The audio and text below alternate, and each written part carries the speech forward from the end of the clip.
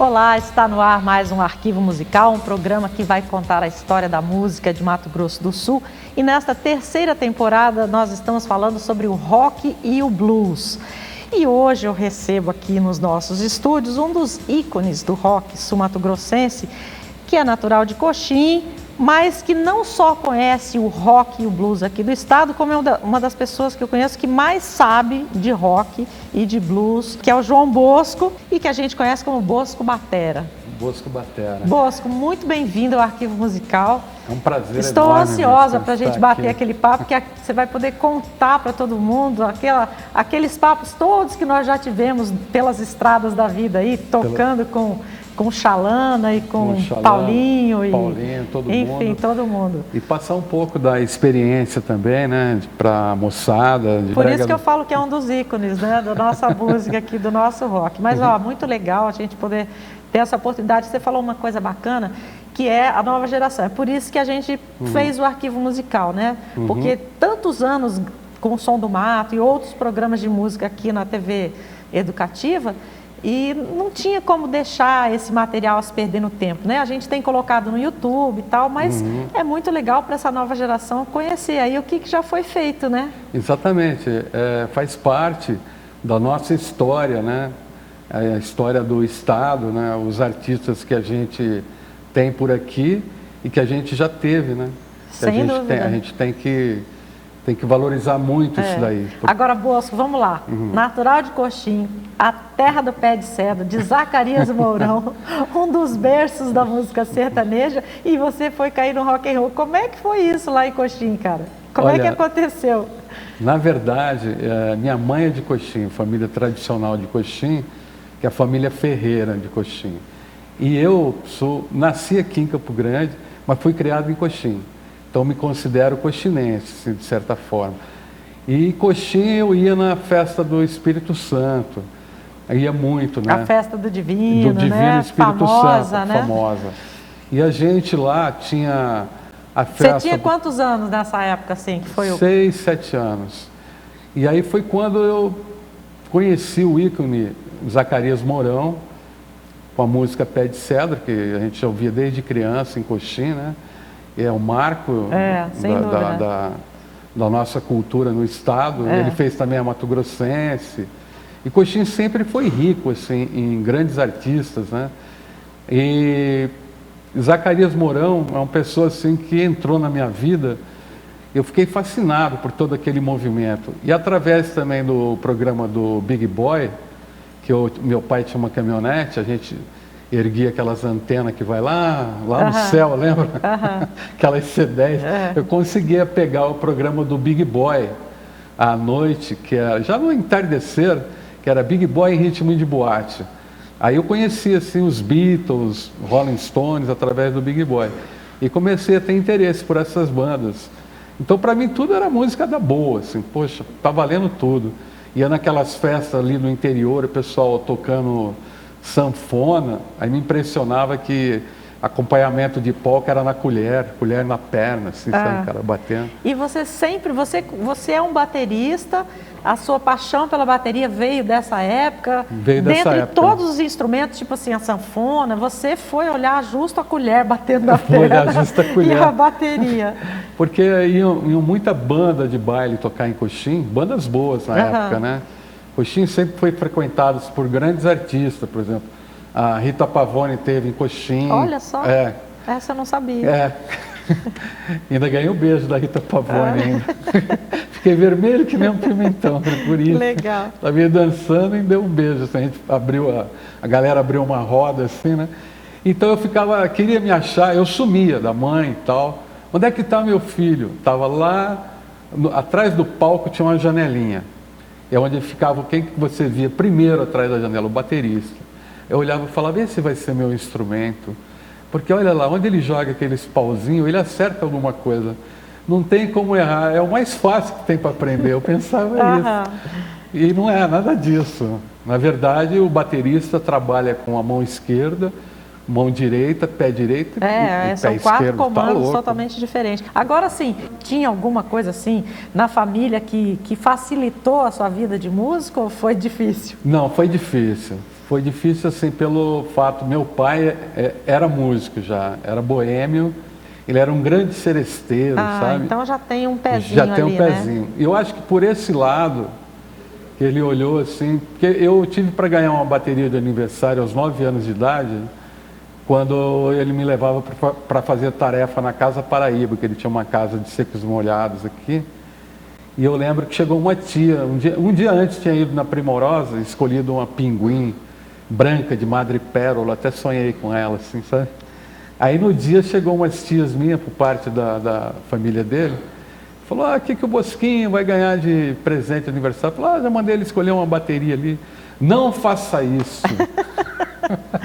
Cortou o seu barato. Cortou. Não faça isso. Esse menino vai cair na gandaia. Pronto. Pode ter um certo sentido. Né? Tem sabedoria nessas palavras. Ele vai tomar todas, e não sei o que. Aí botou aquele lado ruim da história e cortou meu barato. Aí eu comecei a ter um atrito dentro de casa, né? Aí eu fui, esse menino tá rebelde, ovelha muito negra, rebelde, como ovelha todos negra. Da geração. E aí fui parar no internato por causa dessas coisas. Aonde que você foi? Fui para Monte Aprazível, no internato do Padre Nunes. Mas nessa época eu já tinha descoberto, através dos LPs, que a gente tinha uma prima irmã, a Deusa Lina, que chamava ela de Deusa, que era criada lá em casa como se fosse uma irmã. E ela tinha coleção de revistas de filmes e coleção de discos, LPs. E ela saía, eu mexia nos LPs dela. Então eu me apaixonei por um vinil do Ray Charles. Foi meu primeiro vinil que eu coloquei na vitrola. I Can't Stop Loving, né? Foi minha primeira música. E depois eu ganhei um compacto do Luizão, que trabalhava também lá. Meu pai, ele me trouxe de São Paulo, compacto dos Stones e dos Beatles. Eu lembro que dos Stones era Satisfaction do lado e Mercy Mercy do outro. E dos Beatles era Help, entendeu? E aí... Aí já não deu. Aí já deu liga, já, né? Não deu para ficar fora da história, não deu. Né? E eu arrumava um abajur que minha mãe tinha, e não sei, arrumei umas varetinhas assim e começava a acompanhar o Ringo Starr. E meu pai não sabia disso. E um dia ele chegando, eu achava, falei, pô, olha como eu estou acompanhando direitinho. Chamei ele para ver, cheguei lá, botei o disco, quando fui para o abajur, ele falou, nossa, você acabou com o abajur caro que eu dei para sua mãe. Ao invés de elogiar, a bateria acabou com o abajur. Acabei no internato daí. Aí não adiantou nada, porque os Beatles eram um fenômeno tão estrondoso na época, que qualquer lugar que você fosse, estava tocando Beatles. E eu cheguei no internato, você acredita, tinha aquelas caixas no teto, enormes, como essas que estão por aqui, e rolava Beatles a gente almoçando. Aí eu fiquei mais apaixonado ainda. Era Beatles e Renato e seus Blue Caps. Os incríveis Beatles, Renato e seus Blue Caps. E daqui a pouco já começou Mutantes, todo aquele movimento, aquele foi fervilhando dentro da minha cabeça. Você ficou nesse internato, você foi interno também em Ribeirão Preto, né? Não, em Ribeirão eu já fui externo. Já era externo. Eu já fui interno depois no Americano de Lins também. Oxe, queriam se livrar de você de qualquer jeito, né? Queriam botar você na linha. Mas o Americano foi um barato, porque no Americano eu conheci umas figuras de São Paulo que era tipo a turma do fundão. Então era bem engraçado isso aí. Porque eu cheguei lá, já estava começando a conhecer assim, Jimi Hendrix, o Steppenwolf, Stones já estava catedrático em Rolling Stones e Beatles, né? E conheci uma turma lá que morava em São Paulo, na Rua Augusta, famosa Rua Augusta, né?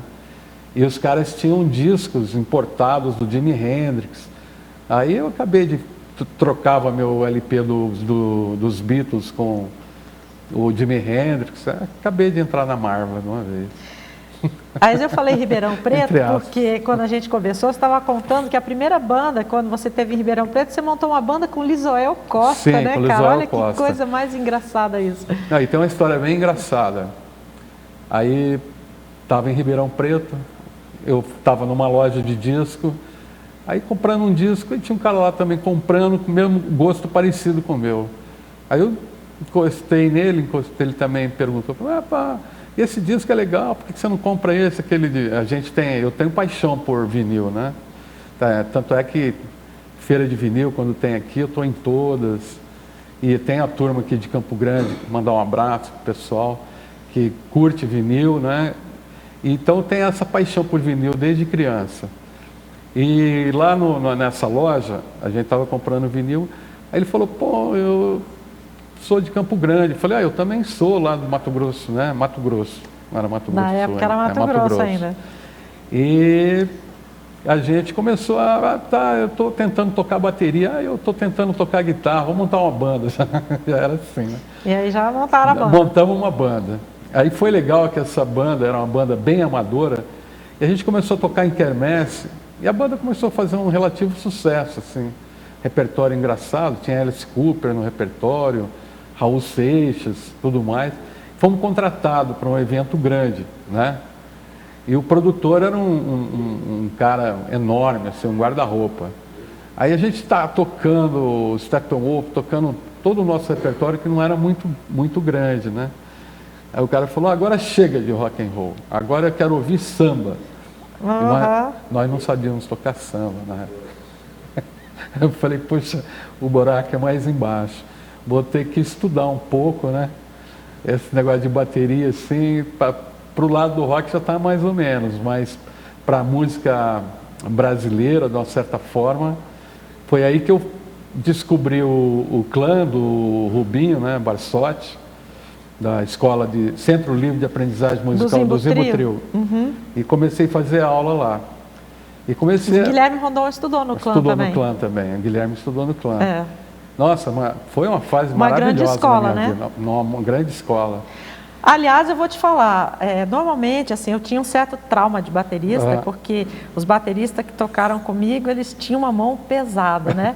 E você, Luiz Marcelo, Sandro Moreno, são bateristas que me fizeram respeitar os bateristas, porque vocês são bateristas educados, assim, né? Sabem se colocar dependendo do tipo de música que toca. Então, eu achei isso muito legal, porque não é só... No rock você tem que ter a mão mais pesada, mas outros gêneros de música, que no caso era o que eu fazia, era uma coisa mais tranquila, né?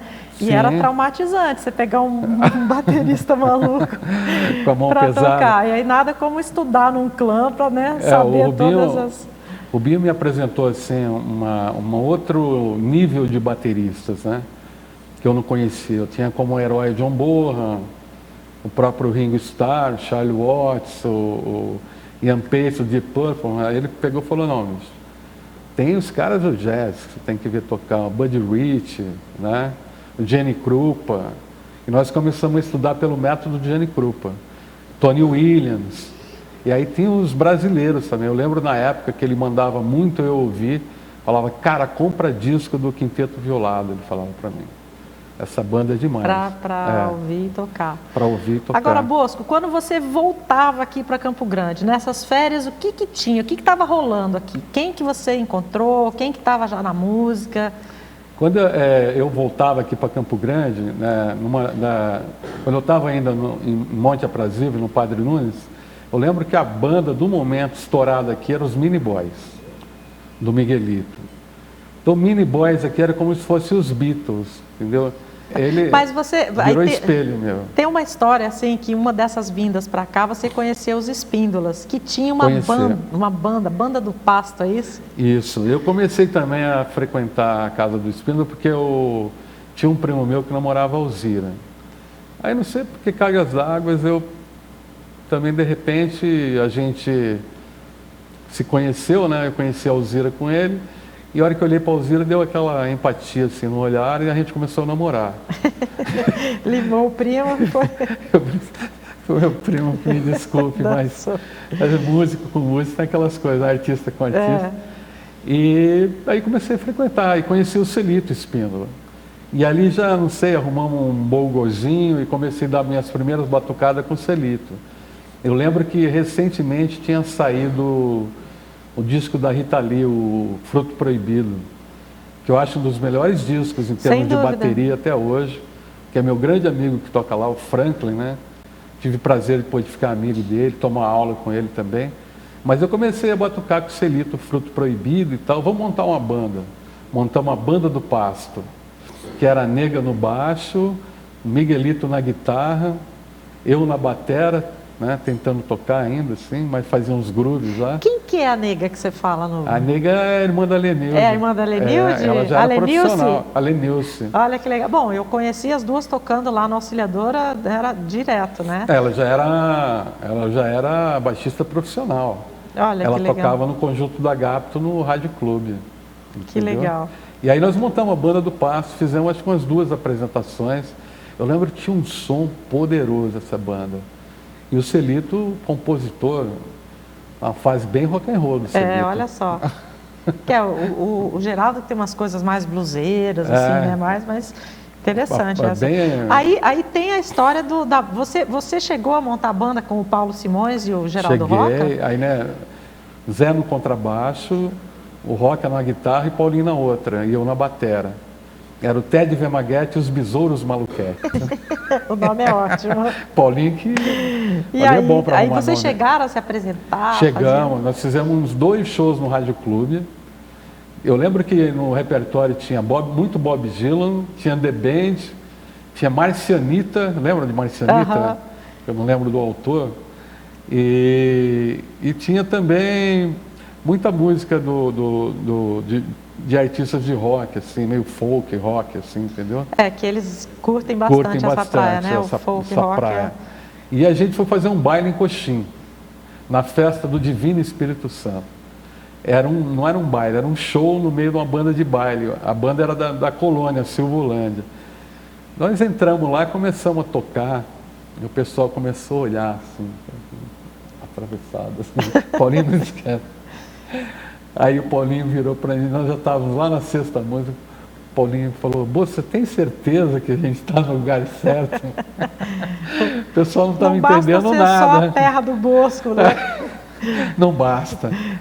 Aí o Zé Pretinho falou, cara, faz o seguinte, pega o baixo, acho que o Roca pegou o baixo, e ele pegou a guitarra e puxou Pájaro Campana com distorção. Acho que foi o Pájaro Campana mais rápido que eu já toquei na minha vida. Fórmula 1. Acho que ali já é a polka rock, assim, com distorção. Aí o pessoal caiu na dança, assim, ferveu. Aí vocês agradaram e o estranhamento acabou. Nós tivemos uma saída, assim, né? A pena que a saída não demorou muito, porque só tinha essa música. Só tinha essa, né? Você devia ter feito isso com a Mercedita também. E quanto tempo durou o Ted Vemaguete? O Ted Vemaguete foi rápido, mas a gente chegou a sair até na revista Pop. Olha, que legal.